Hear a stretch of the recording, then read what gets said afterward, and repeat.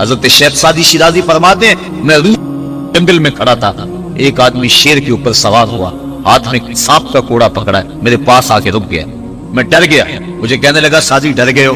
میں نے کہا بات ڈرنے کی ہے۔ کہنے لگا سعدی تو خدا کا ہو جا، خدا کی خدائی تیری ہو جائے گی۔ اللہ کے حضور جھکنے والا دنیا کے سامنے کھڑا ہو جاتا ہے، اس کو یہ سجدہ کائنات کے سامنے درس قیام دیتا ہے۔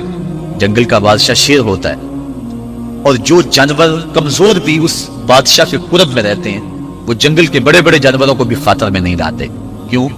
ان کے اپنی ذات میں تو اتنی قوت نہیں ہوتی، لیکن انہیں اس شے کا احساس ہوتا ہے کہ میں جس کی صحبت میں رہ رہا ہوں وہ اس جنگل کا بادشاہ ہے، اس کی قوت کا لوہا سارے مانتے ہیں، اور اس کے قرب میں رہنے والے، اس کی گود میں رہنے والے کسی اور کو خاطر میں نہیں لاتے، اور کسی کا خوف ان کے سینے میں پیدا نہیں ہوتا۔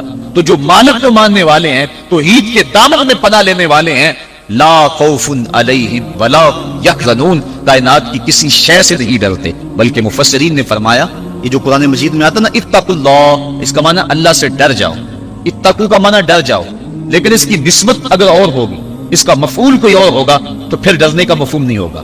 اتقوا اللہ قرآن میں لفظ موجود ہے، اتقوا النار اس کا معنی یہ نہیں کریں گے آگ سے ڈر جاؤ، جبکہ لفظ تو وہی ہے اتقوا اللہ، اللہ سے ڈر جاؤ۔ اتقوا النار اس کا معنی ہونا چاہیے آگ سے ڈر جاؤ۔ جو لوگ لفظی ترجمہ کرنے بیٹھ جاتے ہیں اور شریعت کے مزاج سے آگاہ نہیں ہوتے، وہ ترجمۃ القرآن میں بڑی غلطیاں کرتے ہیں۔ اس لیے ہر کس و ناقص کا ترجمہ نہیں پڑھنا چاہیے، دیکھنا چاہیے کہ قرآن کی روح کو اور منشا کو اور شریعت کے مزاج کس نے سمجھا۔